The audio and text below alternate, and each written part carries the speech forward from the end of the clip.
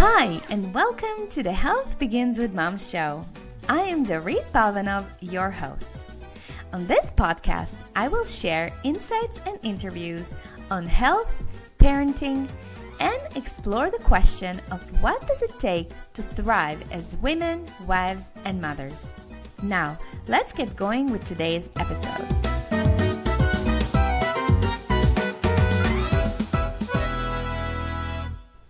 Hey everybody, welcome to another episode of the Health Begins with Mom podcast. This is Dorit Balvanov, your host. Today on the show, I'm super excited to share with you my takeaways from the Evolve 2018 experience, which is Dr. Shefali the author of three of my favorite books. The Conscious Parent, that I mentioned many times on the podcast, Out of Control, and The Awakened Family. So this is Dr. Shefali's live event, which is held every year, usually around September, October, in Long Beach, California. And this time it was the fourth event. This is the fourth time that she's hosting this live event, and I've been really wanting to go, and every year just didn't work out. And then finally this year I've manifested it. It happened. We've left the kids with my parents, my in-laws. So grateful for them. And my husband and I finally packed our bags and left. Yes, my husband went with me. So we kind of combined learning with pleasure and fun as well. We stayed in California for 3 or 4 days after the event. So we traveled, we soaked in the sun, we went to San Diego, we explored Los Angeles a little bit, and Long Beach. It was beautiful, such a relaxing time, and oh gosh, so much needed. We've been in this parenting world for 9 years now, and it's a long time, and the daily grind sometimes can take the best of you. And so I really recommend for if you haven't taken off at least sometimes, see what you can do. I know not everybody can afford to go for a week like we did, but even if it's a day or two, be creative, be resourceful with with your network, and see who can help, because I feel like we came back and our relationship is so much stronger.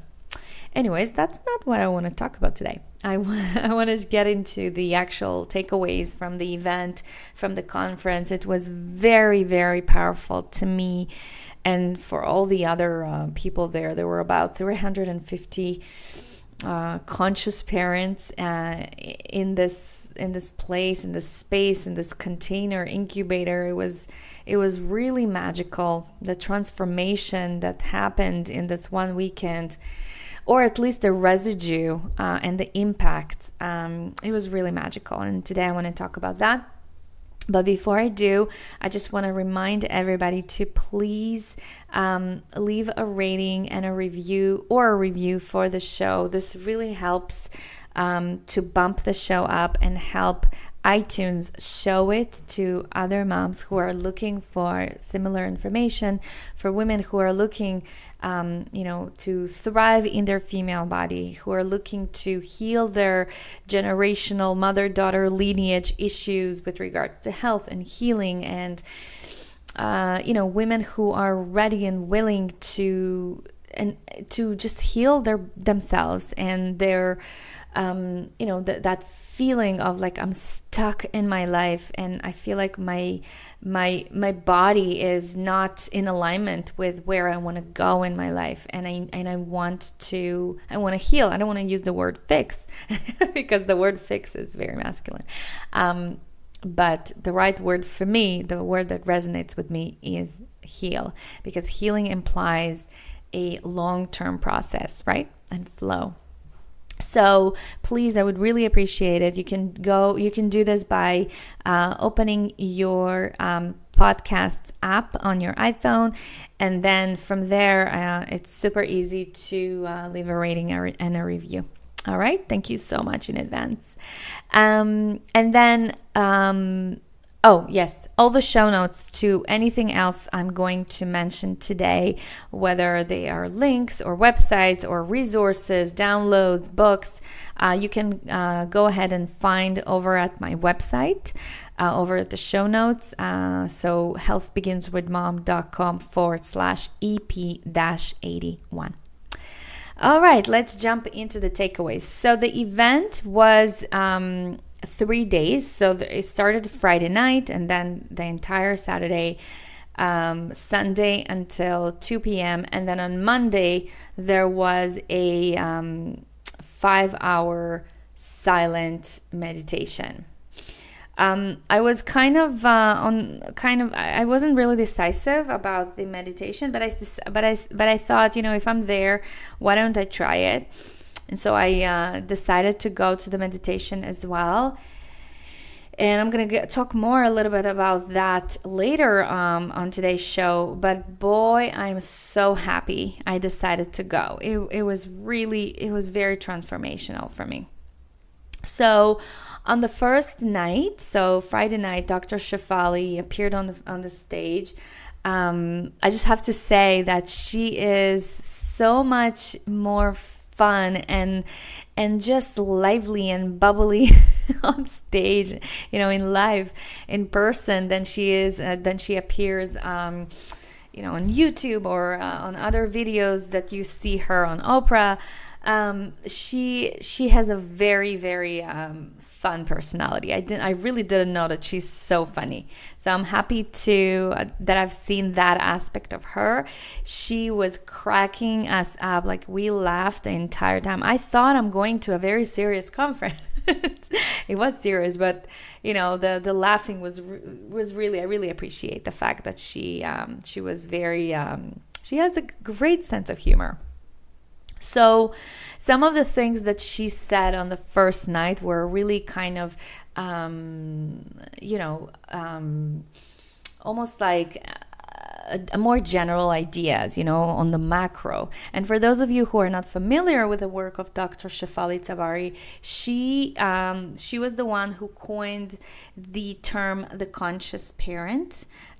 So her first book is called The Conscious Parent, and it's really all about raising our children not from a place of being sovereign on top, over them, or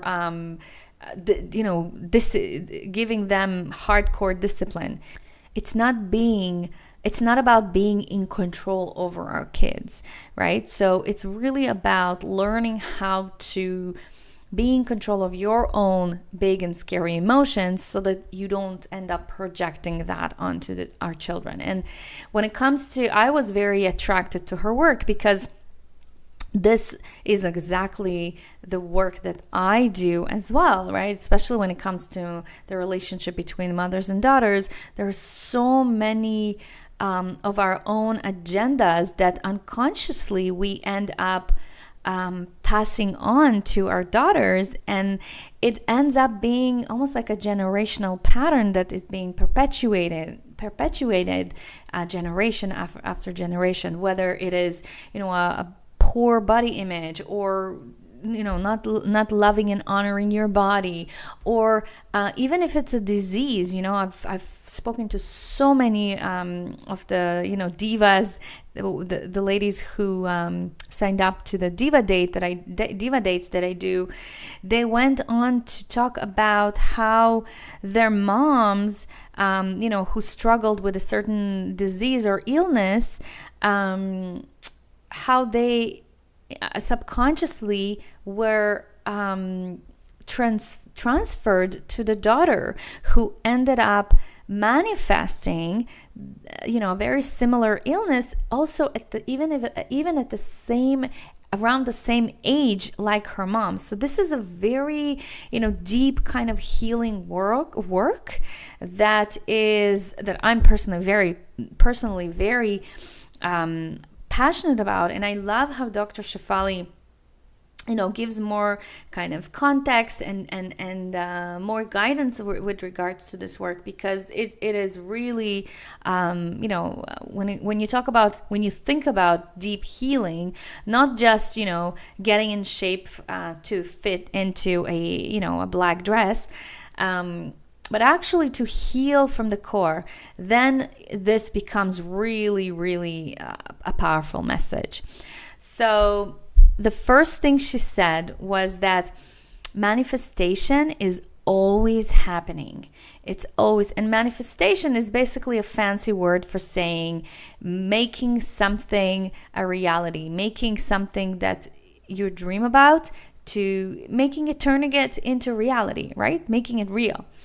So manifestation is either conscious and deliberate, or unconscious and sleep-ridden, right? So it's either happening because you have decided that I'm going to design and create the life of my dreams.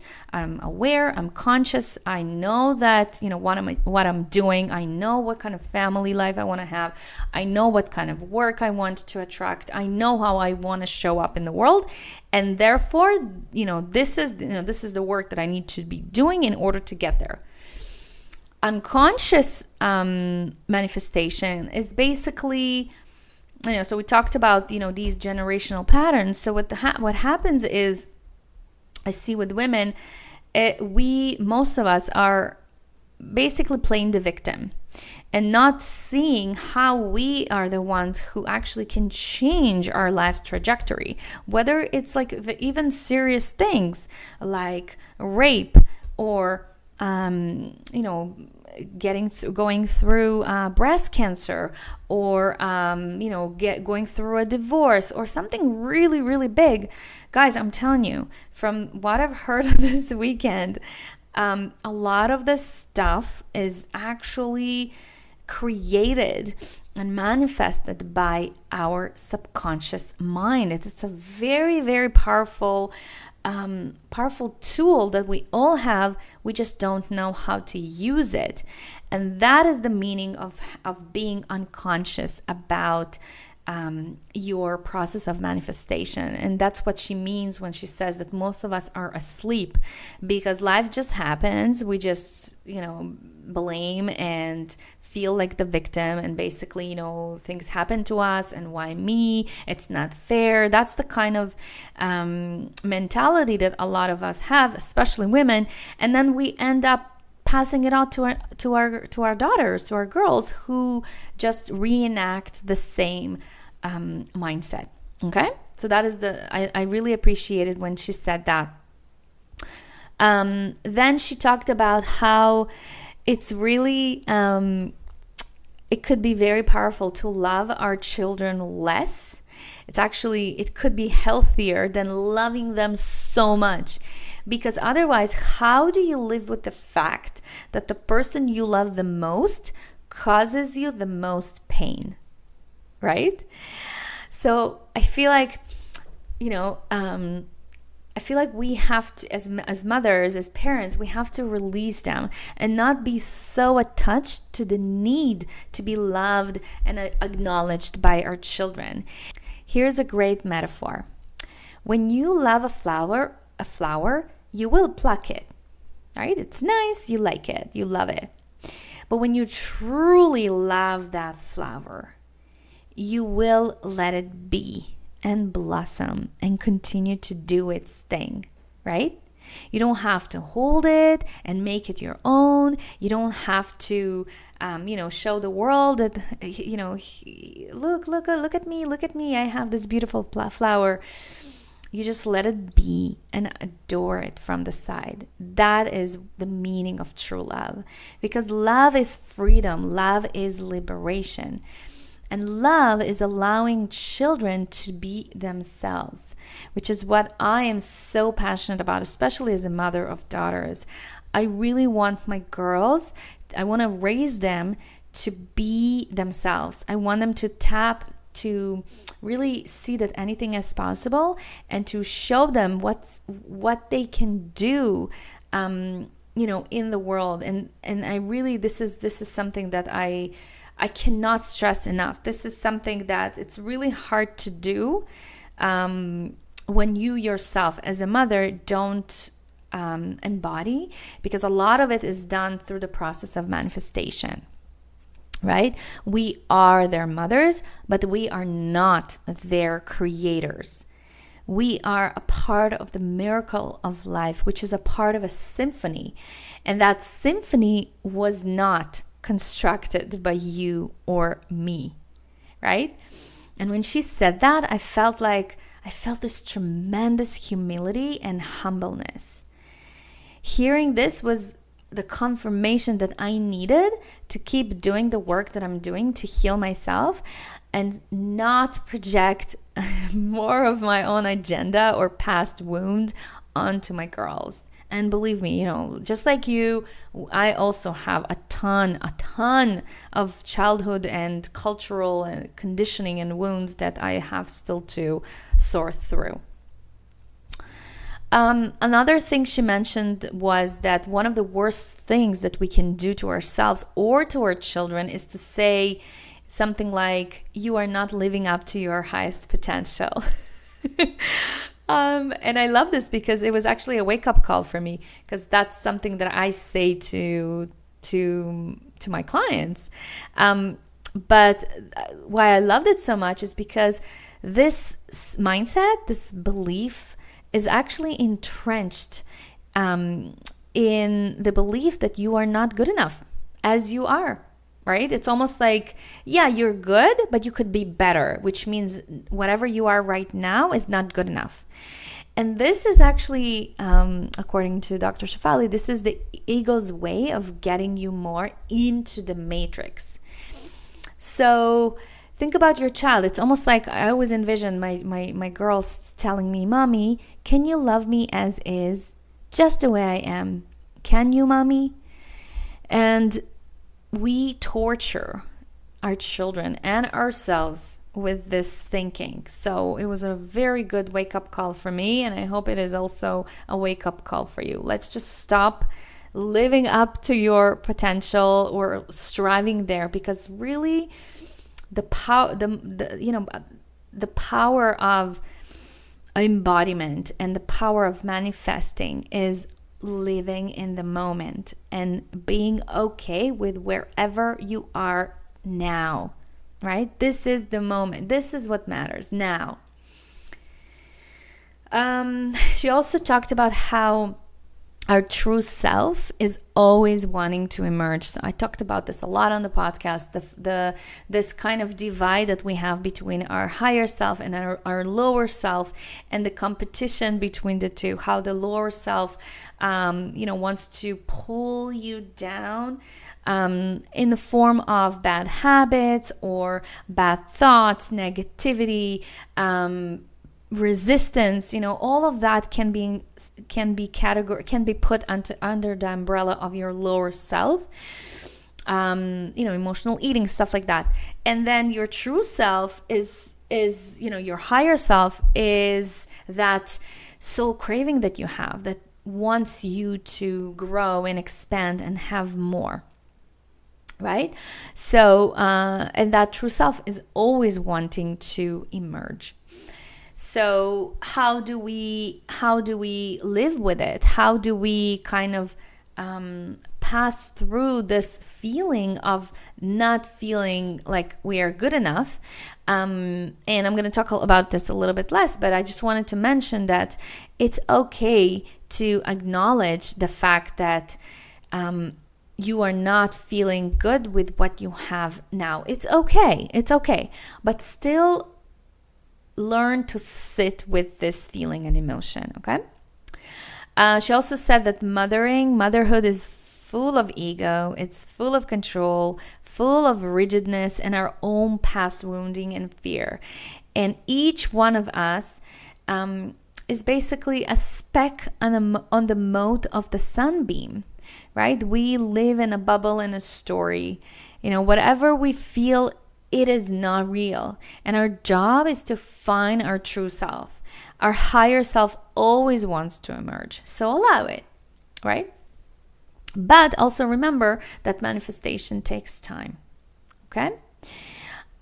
When you are out of the matrix, when you are conscious, aware, you see people who hurt you and do bad things to you, not as perpetrators of pain, but with kindness and compassion, because you understand that they too are asleep in the matrix, right? They're, I've heard somebody said it beautifully, they are basically victims of victims. So victims raised by victims. So it's true. When you see life as a comedy and play, there's this space for playfulness and fun, something that I really appreciated, because sometimes I feel like all of this, a daily grind and this rush, go, it feels like, the logistics, it feels like, oh my gosh, my life is too serious. And when she said that, seeing life as a comedy, as play, that the matrix is not real, then there's really space for playfulness and fun. She also talked about the 4 I's, which are basically gradual levels of consciousness. And that was really profound. I feel like I had to go through my journal and kind of like sit with it to really understand what this means. But basically, she showed like an arrow that goes from bottom to top. So at the top, there's going to be the I, which is the world of form. And then the higher you go up this arrow or this line, the less you are attached to form, and the more formlessness you experience. So let me give you some examples. So what are the 4 I's? The first I, right, is the material, is the I that is attached to materialism. I am existence. I am my attachments and my identity. I am my title, my status, my name. I am what I have. I am what I own. I am what I want, what I need, right? I am what's mine. So really being attached to stuff, whether it's my house, whether it's my car, whether it's my high school, my university diploma, and my degrees. So all of that is the world of material. This is the material I. The next I, the higher I, is the psychological I. And this is in your evolution. So remember that the event, the conference is called Evolve. So as you evolve from the material I into the second realm, which is your psychological I, this is when you are awake-ish, right? You start seeking for help, you go to therapy, you may hire a coach, you basically actively ask for help and mentorship. And you're starting to realize that you are just reenacting past conditioning, either from your childhood or culture. You basically understand, holy moly, I am just living someone else's script and I don't really know who I am. I remember that time about 2 years ago. I felt exactly that. I had this moment in my consciousness and I'm like, oh my gosh, all of these things that I do and I say, and even the clothes that I choose, or the makeup that I wear, the shoes that I choose, I pick, the food that I cook, the way I talk to my husband, the way I talk to my kids, the way I just move through life. It's my mom. It's not even me. So who am I? And that really started this process of evolution for me. And I'm still on this process. And I think it will be a never-ending process for me. Right?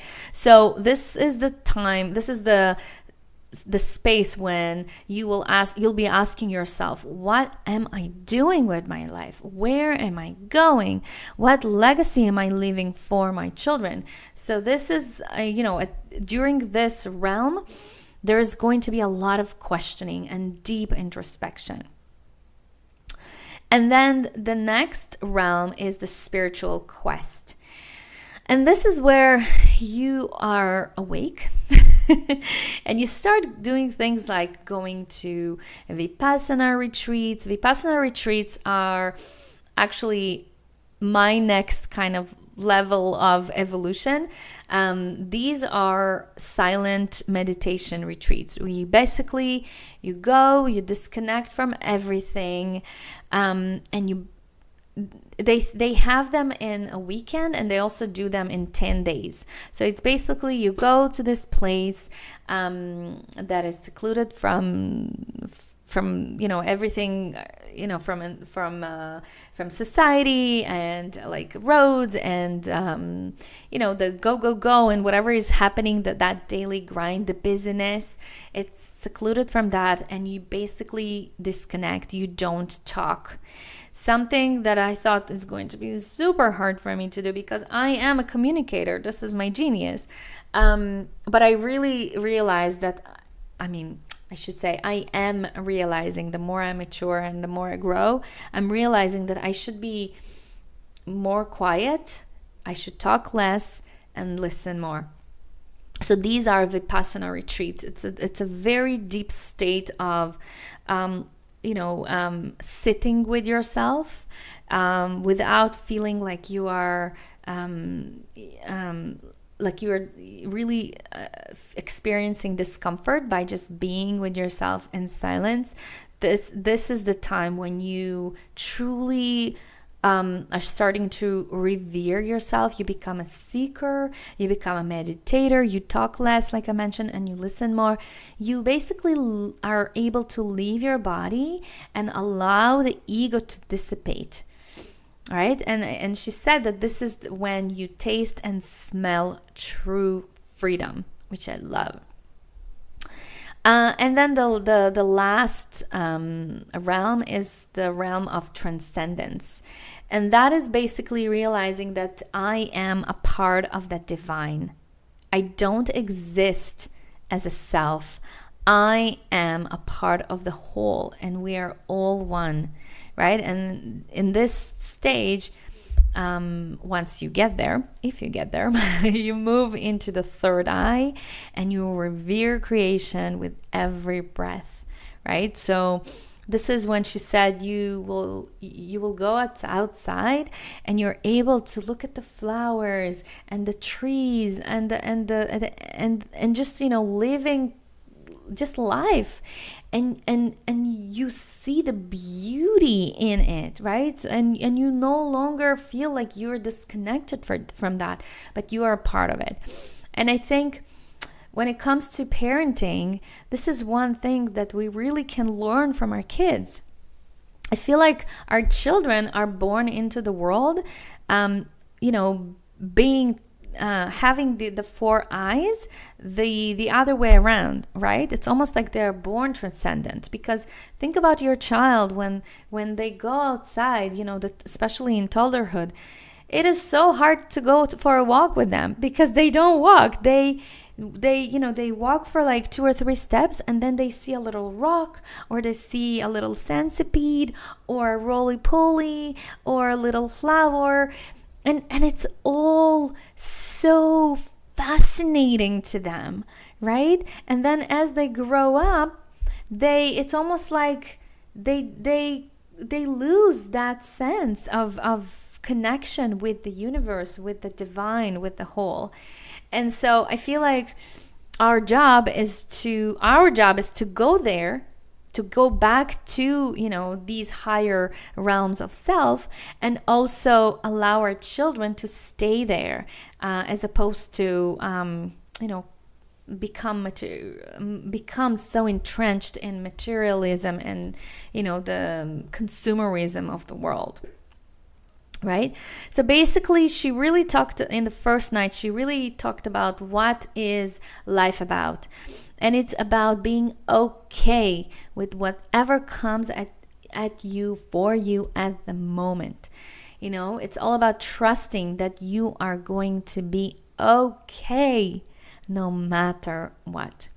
Okay, so that was the first night. I thought it was really illuminating. I did feel when I got back into our Airbnb,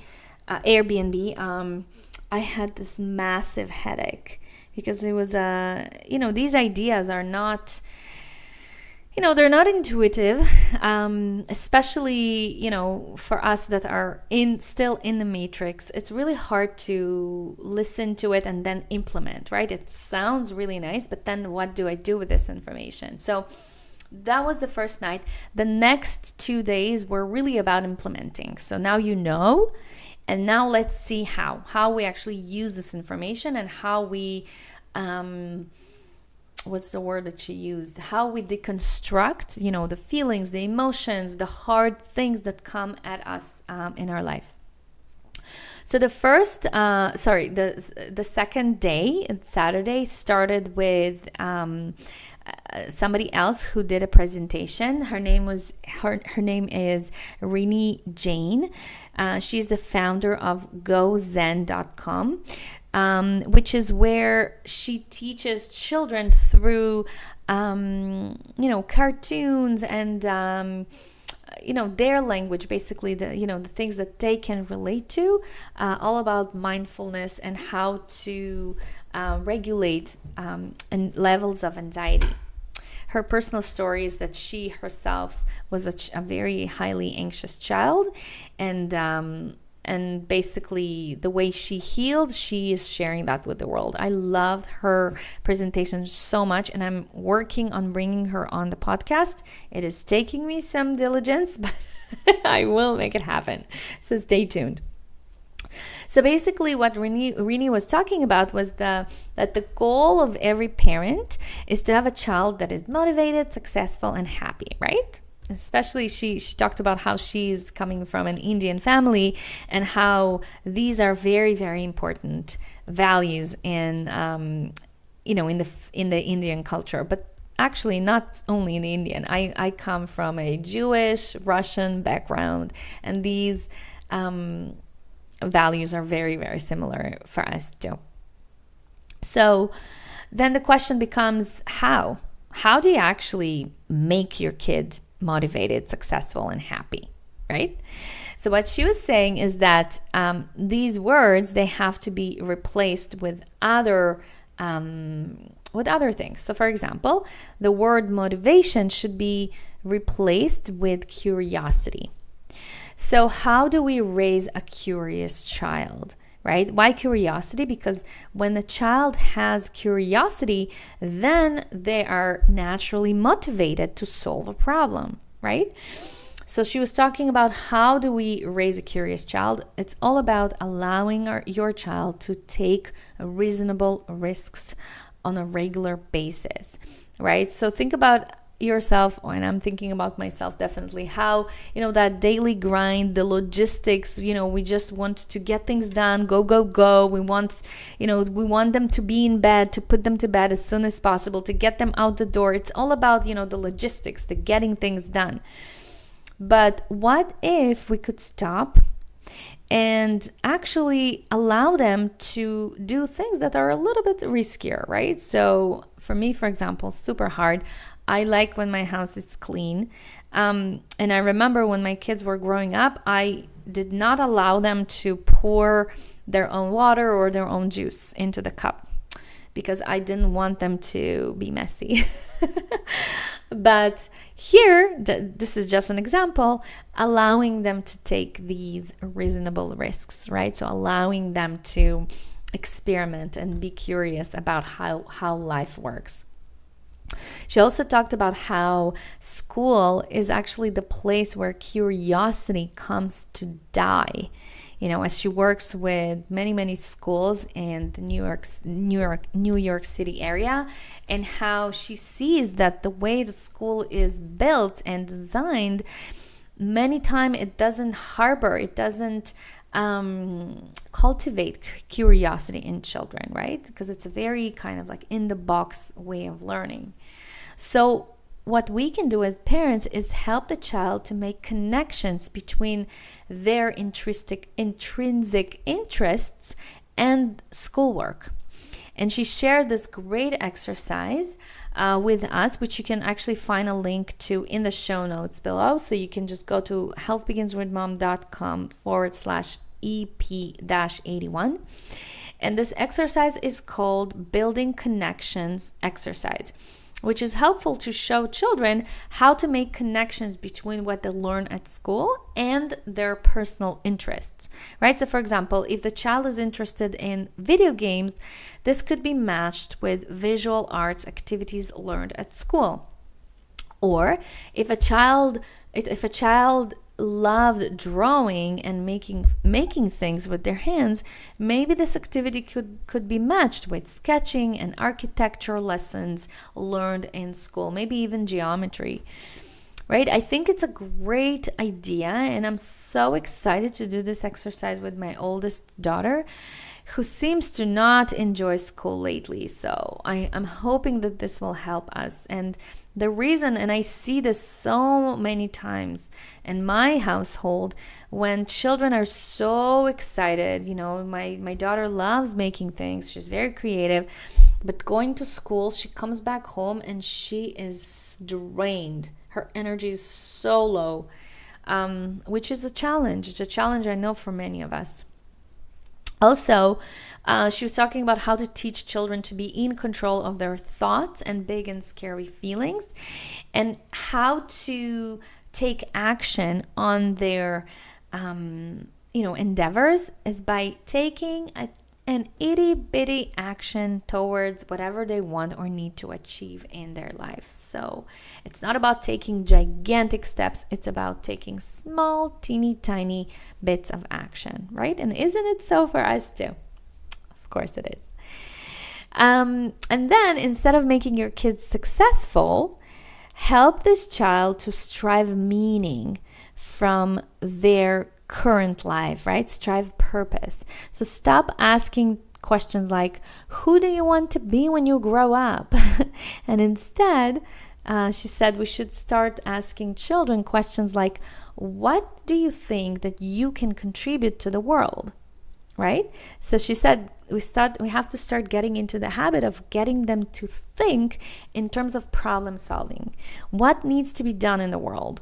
What are the problems that you see in society? What can you do to help?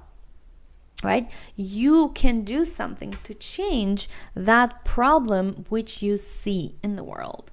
And then just getting used to instilling that in them, right? That kind of thinking.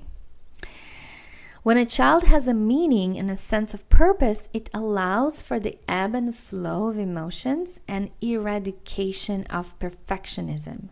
So many children today are afraid of making mistakes and taking risks. And I know this to be true with regards to my girls and so many of my clients' children. So instead of making them successful, how can you do that? Actually help your child to grow up with a sense of meaning and purpose, which will then lead to them feeling successful, or in taking action that will lead them to feel successful, right? And then instead of happiness, nurture your children to be present. This is, again, going back to helping children process their big and scary emotions. Instead of freaking out and losing your cool, learn how to do it yourself and then pass it on to them, which is something that I talked about a lot in my inside of my Health Begins With My Mastery. Emotional mastery, it's one of those key components that we ourselves have to master so that we can pass it on to our daughters, our sons, our children. And children, they have to know that it is okay to feel things, right? There's nothing wrong with them if they feel a certain way. We are not only human beings, we are also human feelings, and it's okay to feel. Right? Emotions, they are like waves. They come and they go. And by knowing that, we can help children to breathe through, hard feelings and emotions, and know that they are okay and they will be safe no matter what. Right? She also talked about how to deal with social media, and that was a really complex topic. I felt like I feel like she didn't really have a great answer about that because her kids are still little. But in the audience, and then Shefali also expanded, the idea was, at the core of it, we can't really control social media, obviously, and what's happening there. But what we can do is help our children, especially girls, to have a strong sense of self. Right? What does that mean? They need to, as much as possible, and of course, this is an evolutionary process. We can't expect our girls to be as wise and mature as we are, but at least to have a sense of what is true, what is not true, what is right, what is not, who I am, what I stand for. What are the things that I allow, what I don't allow, being able to draw boundaries, to draw the line, and to know how to communicate things, right? So these are some examples of having a strong sense of self, because when they have that, then it is not as complicated to get lost in this world of social media, because especially for adolescent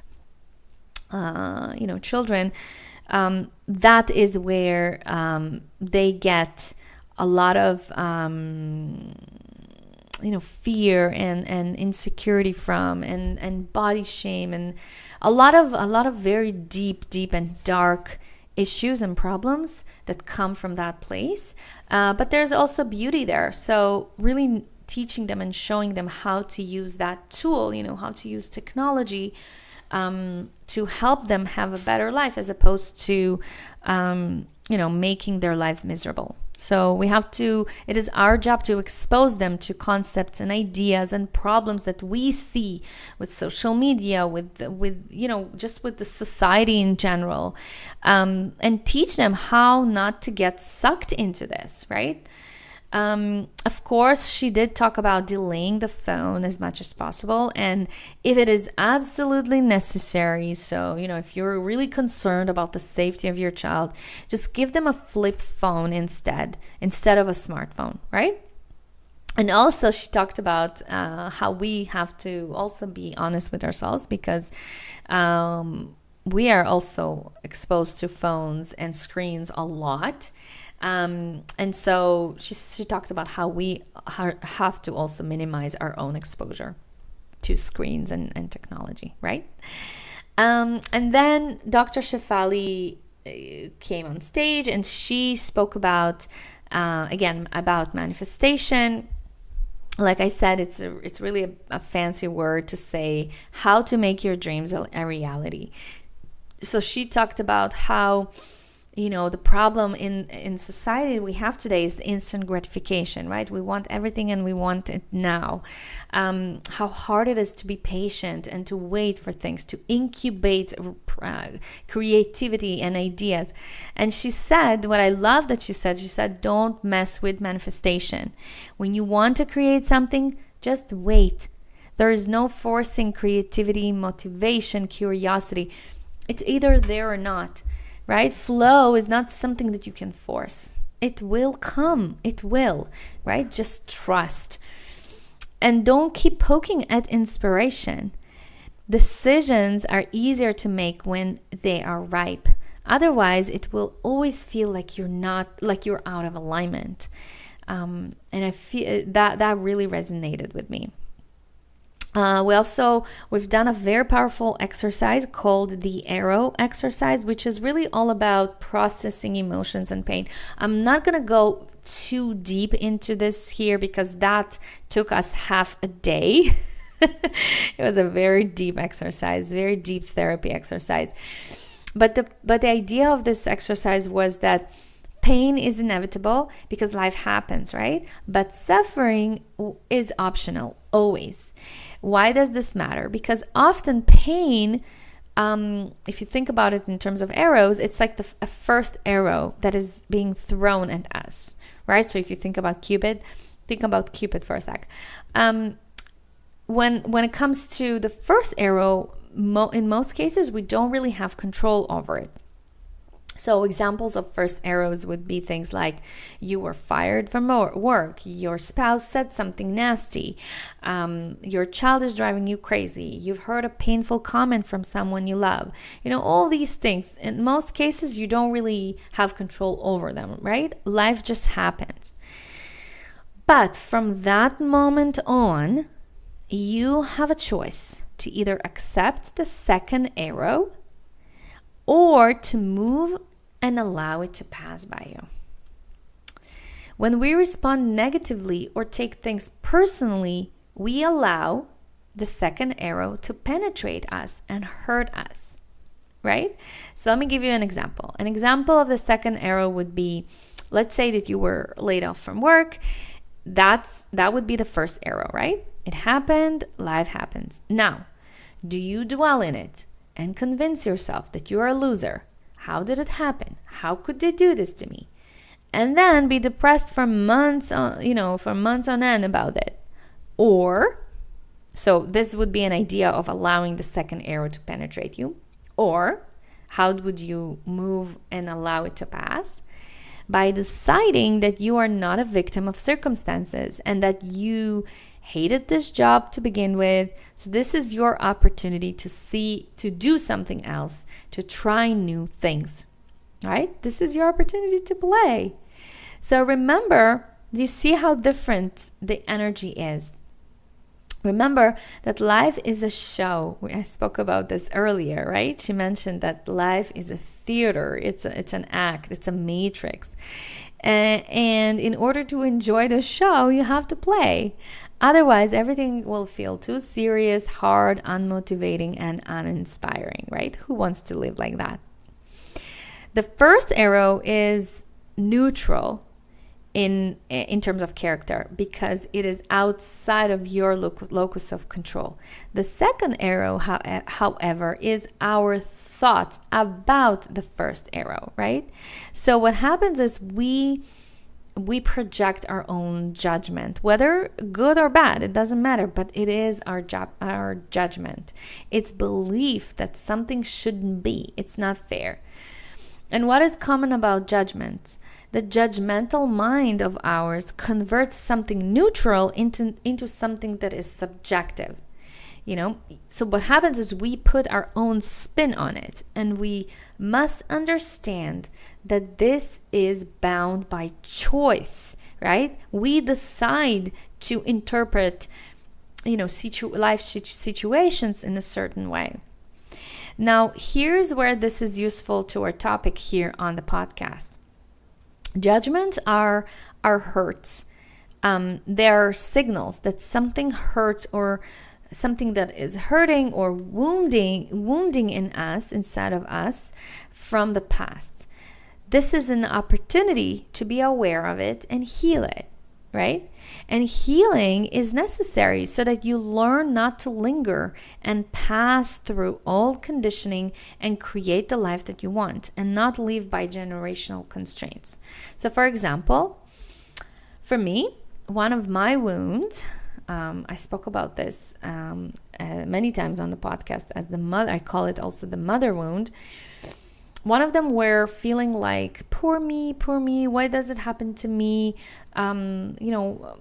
It's not fair. Why? Asking many times when something would happen, I would ask myself why, as opposed to how can I resolve this, right? And I've started noticing that whenever I'm faced with a challenge, this is the first thing that jumps to mind. But it also felt so yucky to me, so out of alignment, because naturally I am a very action-oriented person. So something there just wasn't right. With time, I realized that this kind of thinking wasn't even mine. I've realized that I have inherited it from my mom, from my mother line, not only my mom. I've started noticing and remembering my grandmother and my great-grandmother, and I started asking my mom about how they were. And I just realized that I was perpetuating it. year after year. And I have done the work to change my story, to rewire my brain. And let me tell you that it took some time. It wasn't, it didn't take a month. It took years. But now, thankfully, I no longer have this. Like I've started noticing how immediately, the first thing that comes to my mind is, okay, what can I do? Fine, this is the situation. What can we do about this, right? How can I solve this problem? So this is what I mean by healing our mother-daughter lineage. There are so many things that we do on a regular basis that we don't really realize how much of it is subconscious and not even ours. It's like we've been programmed in a certain way and we're moving through life like zombies, suffer and don't enjoy the moment. Right? Think about this. How many times has this happened in your life? Just think about it.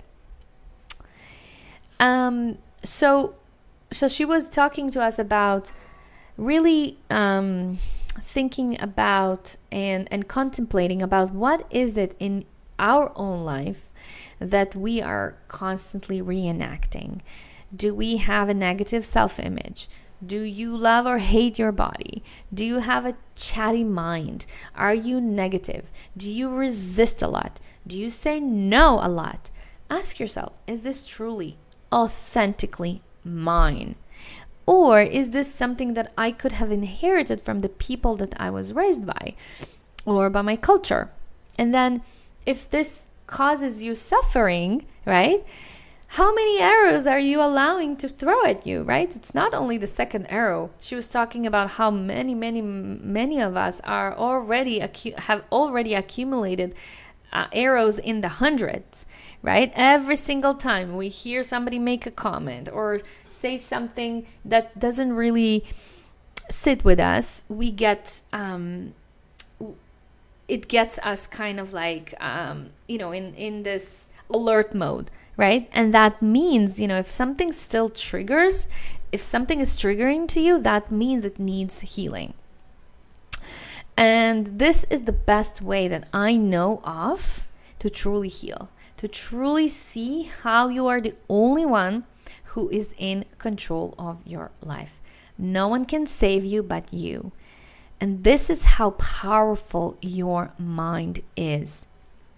No one can reject or disapprove of you, only you. And in the words of Dr. Shefali, we have been conditioned to depend on mortals. And mortals, like I said, they are just victims raised by victims, right? And so if you know and you feel like, and you have the soul ache of, I want to break this generational patterning in my life. I want a better life for myself, for my family, for my daughters, for my lineage that I am from. This is basically your legacy, right? So I want to change that. And it takes work. I'm not going to lie. It takes work. But it definitely can be done. Consciousnness is about waking up and realizing that you are asleep all this time. In this when I was in the conference, I was so blessed, thinking to myself, oh my gosh, I'm so happy that I'm only in my mid-30s. There were people there.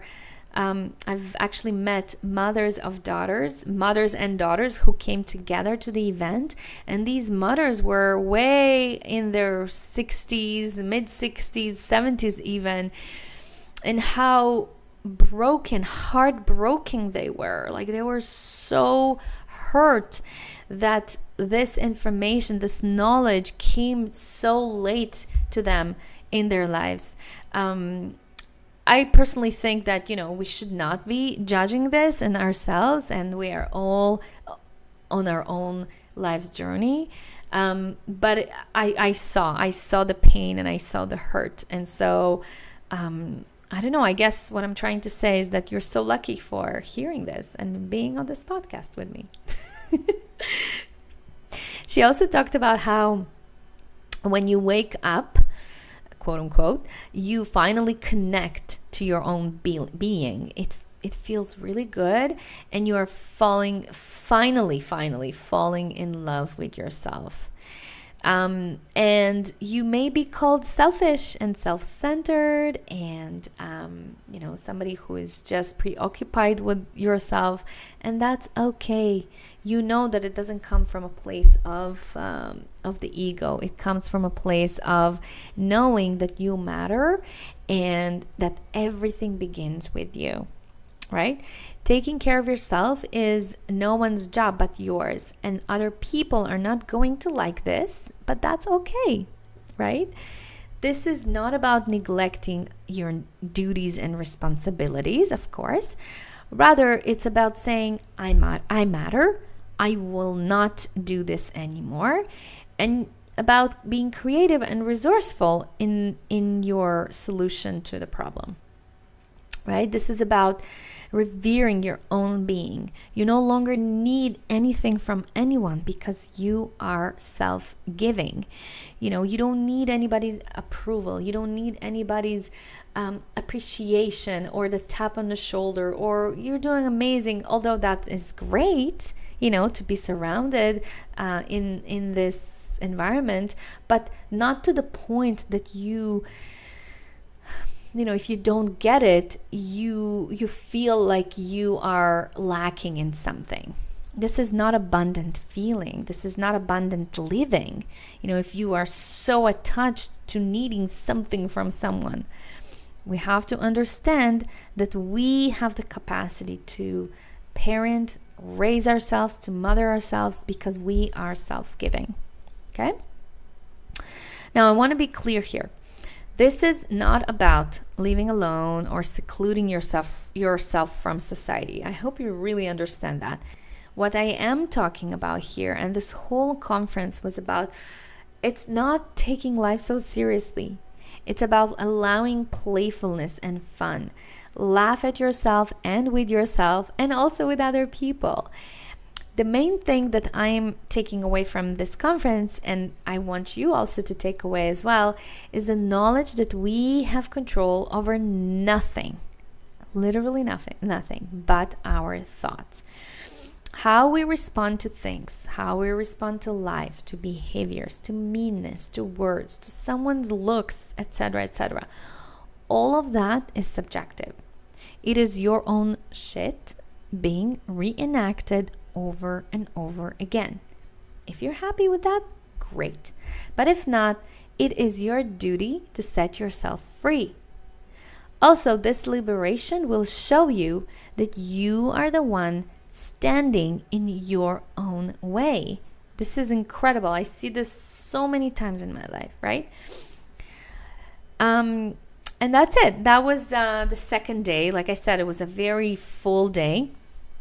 The third day, on the Sunday, the presentation was by Avital Schreiber Levy, who is also a guest on this podcast. And if you're interested to learn more and hear more about Avital, just go back to episode number 40 and listen. This was one of my most listened to episodes.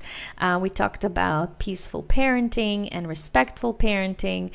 Avital is incredible. She has such a beautiful way of saying things and explaining complex concepts, and I really admire that about her. She came to the conference with her 5-month-old baby, and I was so lucky to babysit him while she was on stage. And Avital, she spoke about play and how play is something that children do, not because, not just for fun, although what's wrong with fun, but actually as a way to process big and scary emotions and feelings and events, very important events in their lives. So, for example, the other day, we celebrated my daughter's 7th birthday, and there were a bunch of girls from her classroom, and one of the girls didn't want to participate in the dance party, because the kids went downstairs and they watched a movie. She refused to. She preferred to stay upstairs in the ground floor and play with dolls. And as I was kind of reflecting on this, I remembered that her mom just recently had a baby. And so isn't it interesting how she is choosing to play with dolls now because that's what she is exposed to, right? Her mom just had the baby. Probably she sees her changing diapers and, being busy with the baby. And so her way of processing that emotion is through kind of like reenacting that event or that activity through play. So play is a very crucial it's a very crucial developmental thing that we have to allow our children to do. I myself, oh my gosh, when I heard this, I'm like, oh my gosh, me being a clean, a neat freak and needing things to be organized and clean and put away, I'm actually destroying my kids' natural sense of play. So I like I said, I still have a lot of work to do. But more than that, when I heard Avital talk about play, what I personally took away from that was that play is not only important for our kids, but also for us as adults.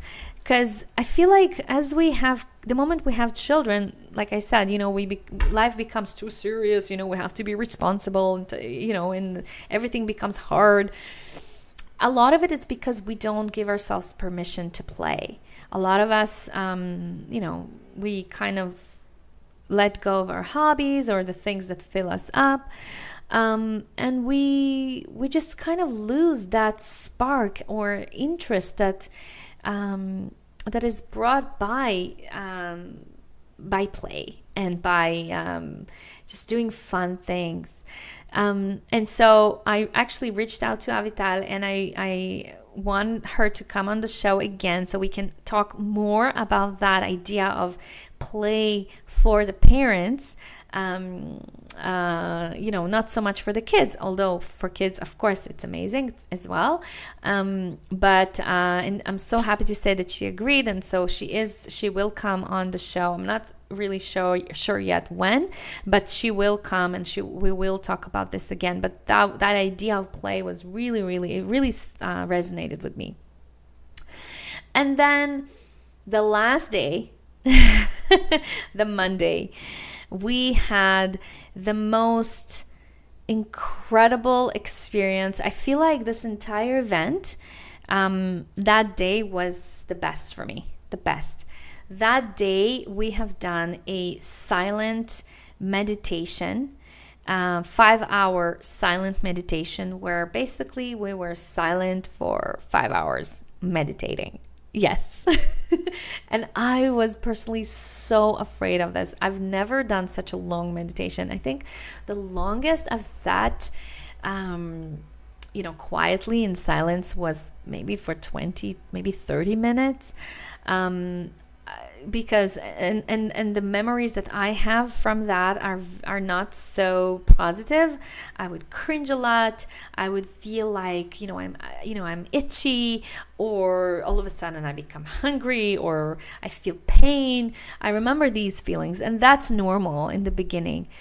But this time I was so surprised how I was able to just sit upright for 5 hours, close my eyes, and just breathe. And all Dr. Shefali said throughout the entire 5 hours was, go back to your breath. On the breath. Go back to your breath. That's all we've done. So for 5 hours, these 5 hours were so incredibly, I don't know how to explain it. I completely lost the sense of time. When she said, you have now finished 5 hours of silent meditation, I didn't even want to open my eyes. I just felt so good in that space, in that moment, in this container. I just felt so good. I felt really at peace.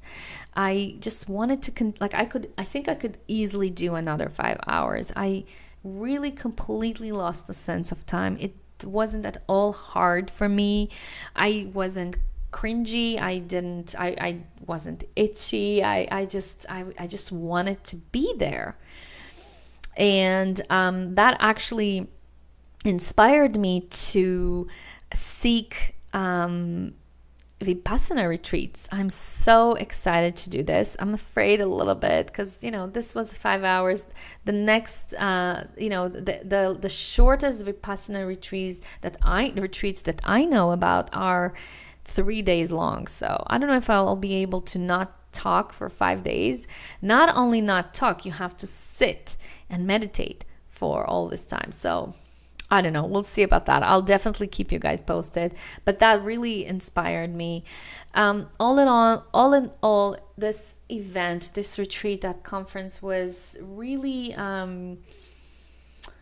it was exactly what I needed in this point of my time, of my life, of my motherhood evolution, of my evolution as a woman, as a wife, as a coach. I've connected with so many incredible speakers and authors and healers and coaches, and I'm so excited to share all of them with you. So I will slowly will bring them on the show. They will, they all gladly accepted my invitation to be a guest on the show. So that is to come, with time. But all in all, it was really a great experience. I highly encourage you to sign up to Dr. Shefali's newsletter, which is how you would know about these events, and do it. If you're interested in conscious parenting, conscious living, meditation, then definitely this event is not to be missed. All right, guys. So before I let you go, I want to remind everybody that I still have a few openings in my calendar for intensive coaching sessions with me. I've had some listeners ask me, what exactly do we do on these coaching sessions? So that's a great question. So the intensive coaching sessions were actually, I started offering them because I've listened to you guys. You guys, I personally prefer to work with people over a longer period of time because that's, to me, is proven to work. If you really want transformation, you need to kind of put yourself inside of almost like an incubator and allow, an idea, a topic to brew and evolve, and just really to create room for hiccups, because hiccups will come, right? When you are embarking on a change, you need time to implement the concept. So I personally, my favorite way of working with clients is over a period of either 6 months or 9 months. But the intensive coaching sessions are something that I've decided to offer because, not everybody is willing, either both in terms of time and also financially, not everybody can commit. So I've created these short kind of opportunities to work with me. I do them, you have an option either 90 minutes long, so an hour and a half, or 3 hours, 3 hour long intensive coaching session. And what we do is really something that, if you feel like there is something that you just absolutely that is just really nagging at you, it hurts for you, whether it is a physical thing or an emotional thing, or you've heard me talk about some concepts here on the podcast and you're really curious, but you don't want to commit to 6 months, that's fine, then this is what it's for. We will work together. If you have a question about supplements, if you have a question about balancing hormones, or maybe you have some issues with your thyroid, or maybe you're burnt out and you're so stressed that you don't know how to get out of it, how to heal from stress. Maybe you feel like you have some PMS pain, some period-related problems.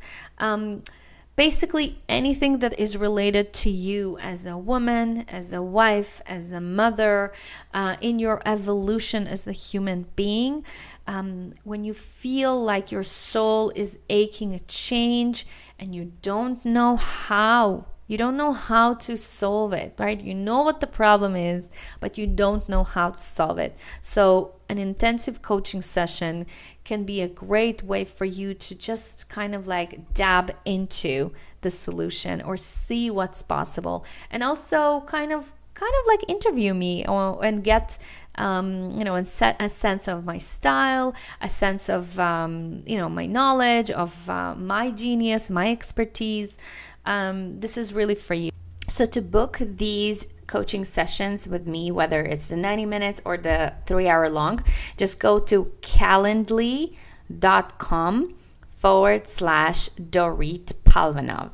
So Calendly is spelled as calendly.com/Dorit Palvanov, DORIT-PALVANOV. I'm also reminding you to join my Facebook group. So just go to Facebook and search Busy Moms Get Healthy. Again, I'm reminding you, please to rate and review the show. It really, really helps to bump the show up on iTunes. And I think that's all. Today was a longer episode than usual. So I'll see you guys next time. Thank you so much for listening. I'll catch you next time. Bye for now. Thank you for listening to the Health Begins with Mom show. I love hearing from you, so please post your comments and questions over at healthbeginswithmom.com/podcast. If you love the show, please share it on social media and in your real life with other moms who might enjoy this content. And if you have a burning question or topic you'd like me to hit on the show, just drop me a line at dorit@healthbeginswithmom.com.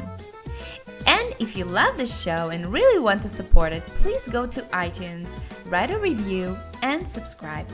Thank you so much for listening, and I'll catch you next time. Much love and many blessings.